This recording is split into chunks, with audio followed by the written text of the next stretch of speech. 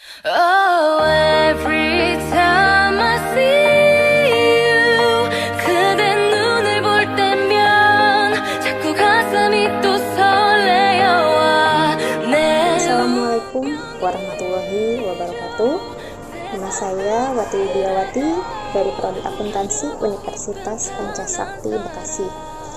Dalam video ini, untuk memenuhi tugas UAS pada mata kuliah Akuntansi Sektor Publik, saya akan memaparkan materi tentang anggaran pendapatan dan belanja negara tahun anggaran 2020. Pada postur RAPBN 2022 dengan fleksibilitas dalam mengantisipasi ketidakpastian.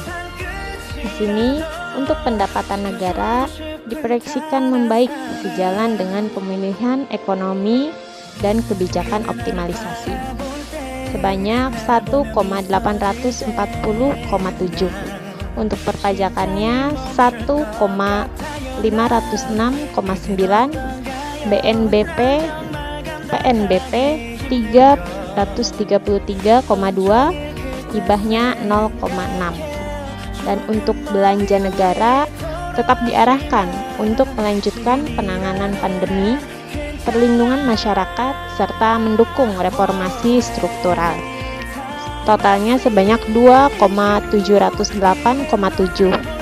Untuk belanja pemerintah pusatnya 1,938,3 dan transfer ke daerah dan dana desa 770,4.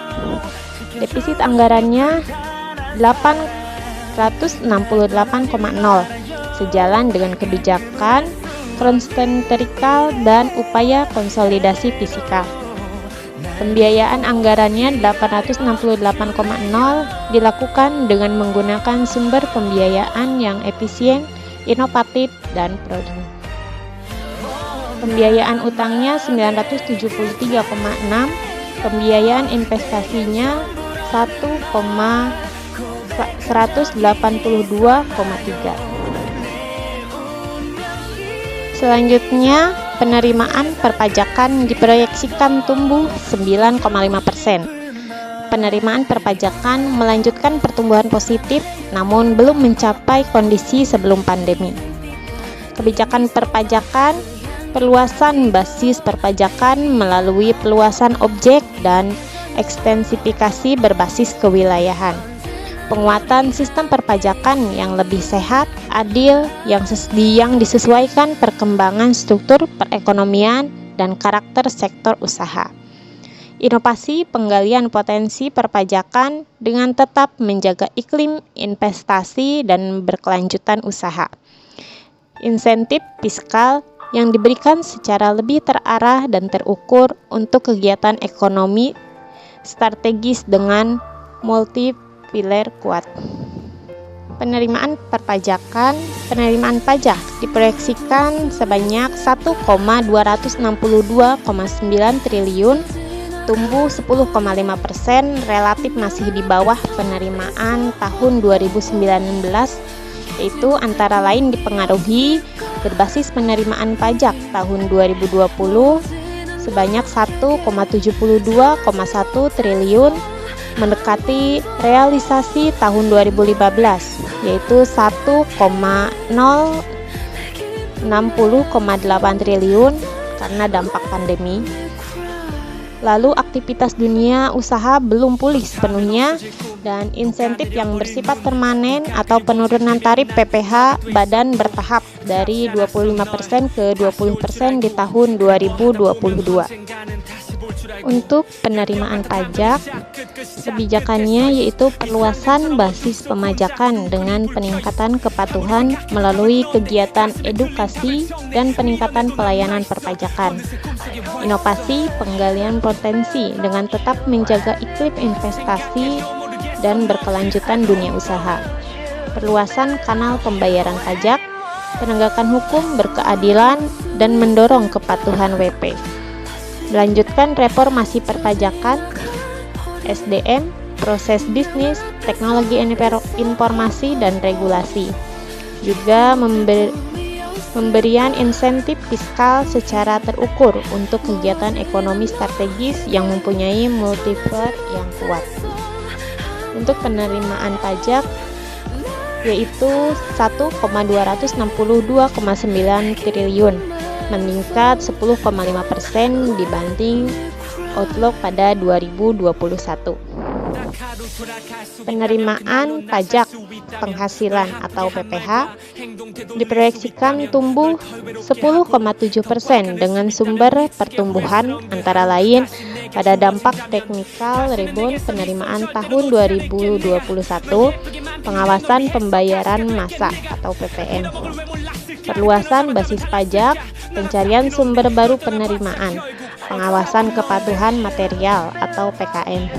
Juga sektor kontributor utama diproyeksikan masih mempertahankan pertumbuhan positif.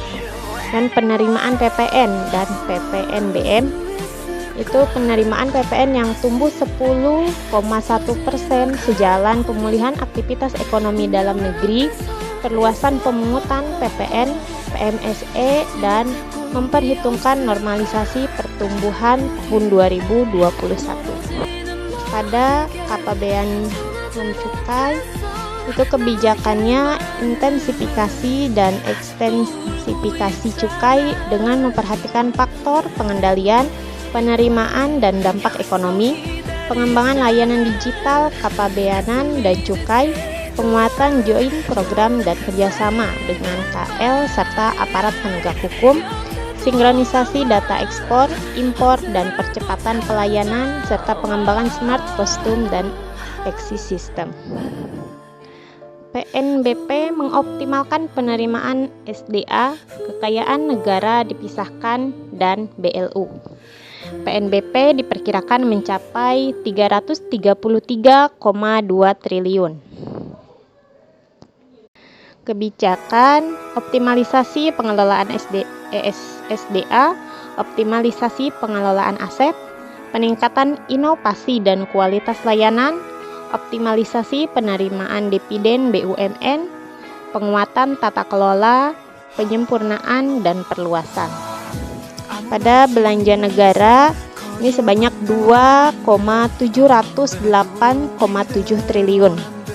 Melanjutkan penanganan pandemi COVID-19 dan perlindungan kepada masyarakat, melanjutkan reformasi penganggaran, reformasi struktural untuk menghindari opportunity loss, melanjutkan kebijakan perbaikan kualitas belanja daerah, penyelesaian pembangunan infrastruktur strategis.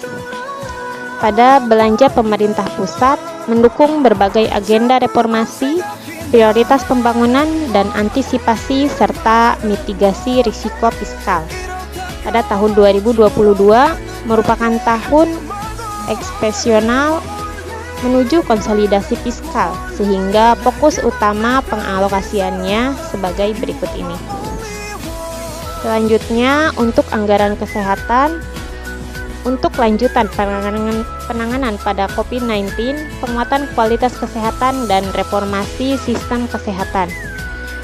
2020 sampai 2021, penanganan di awal pandemi COVID-19 itu mengurangi penyebaran melalui kampanye protokol kesehatan, penyediaan alkes, testing, klaim perawatan, dan insentif nakes.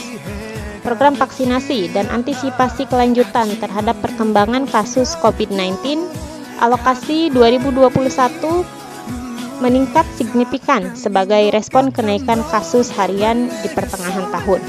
Pada 2022, testing, tracing, treatment, perawatan pasien COVID-19, pembiayaan vaksinasi dan mendorong masyarakat mampu melakukan vaksinasi mandiri, obat COVID-19, insentif nakes, penanganan kesehatan di daerah. Pada anggaran perlindungan sosial, mempercepat penurunan kemiskinan, meningkatkan kesejahteraan dan pembangunan sumber daya masyarakat jangka panjang.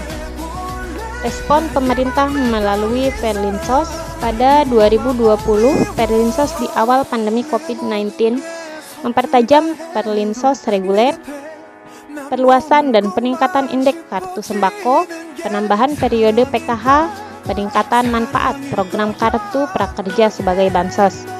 penambahan program bansos baru dan program PEN. Pada 2021, lanjutan Perlinsos dan tambahan dampak PPKM. Pelaksanaan Perlinsos reguler yaitu PKH, kartu sembako, kartu prakerja. Melanjutkan sebagai Perlinsos pada masa pandemi yaitu BST 4 bulan dan BLT Desa. Tambahan Perlinsos dampak PPKM. Perpanjangan periode kartu sembako, bantuan kuota internet, dan BST. Program baru, bantuan beras Bulog, kartu sembako, PPKM, dan bantuan subsidi upah. Pada tahun 2022, perlindungan sosial antisipasi ketidakpastian. Pelaksanaan Perlinsos reguler, PKH, kartu sembako, dan kartu prakerja. Melanjutkan sebagian Perlinsos di masa pandemi, seperti BLT Desa, dan antisipasi perlindungan kepada masyarakat lanjutan itu BST, kartu sembako PPKM, dan bantuan kuota internet jika dibutuhkan. Pada subsidi energi diarahkan lebih tepat sasaran. Subsidi energi melanjutkan pemberian subsidi tetap solar yaitu Rp500 per liter, mengarahkan pelaksanaan kebijakan subsidi LPG tabung 3 kg dan subsidi listrik menjadi subsidi berbasis DTKS secara bertahap, mendorong pengembangan energi baru terbarukan yang lebih efisien. Selain itu, untuk mendukung UMKM, petani, dan layanan transportasi publik, ada subsidi pupuk sebanyak 25,3 triliun, subsidi PSO 6,0 triliun, subsidi bunga kredit program 29,0 triliun, subsidi pajak 12,7 triliun. Anggaran pendidikan untuk meningkatkan kualitas SDM Indonesia sebagai modal utama pembangunan nasional. Anggaran pendidikan terkait PEN pada 2022 BOP pendidikan keagamaan 195,3 ribu pesantren atau lembaga, pembelajaran jarak jauh 42,4 juta siswa, mahasiswa, dan pendidik, kartu prakerja 5,6 juta peserta. Pada 2021, targetnya pembelajaran jarak jauh 38,1 juta mahasiswa atau pendidik, kartu prakerja 5,6 juta peserta, dan uang kuliah tunggal. Untuk pembangunan infrastruktur, anggarannya 384,8 triliun. Kebijakannya, percepatan penyelesaian proyek infrastruktur yang tertunda akibat pandemi, prioritas pembangunan terhadap output strategis yang mendukung pemulihan ekonomi, penguat sinkronisasi atau integrasi pendanaan antara KL, Pemda, dan BUMN, BLU swasta. Berikut ini pemanfaatan anggaran infrastruktur. Pada anggaran teknologi informasi dan komunikasi yaitu 27,4 triliun. Belanjaan pemerintahan pusat 24,0 triliun, TKDD 3,4 triliun. Pemanfaatan anggaran TIK-nya yaitu untuk melalui belanja KL antara lain sebagai berikut ini dan melalui TKDD yaitu sebagai berikut. Selanjutnya, pada anggaran ketahanan pangan yaitu 76,9 triliun. Belanja pemerintahan pusatnya 70,5 triliun dan TKDD-nya 6,4 triliun. Lanjut, untuk transfer ke daerah dan dana desa, perbaikan kualitas belanja daerah untuk peningkatan dan pemerataan kesejahteraan antar daerah. Yang terakhir, pembiayaan anggaran. Dalam rangka menutup defisit dan pengeluaran pembiayaan dilakukan dengan efisien dan inovatif. Proyeksi pembiayaan anggaran tahun 2022 sebesar 868,0 triliun. Dan berbagai kebijakan pembiayaan anggaran tahun 2020 sampai 2021 dan tahun 2022. Sekian pemaparan dari saya. Terima kasih. Wassalamualaikum warahmatullahi wabarakatuh.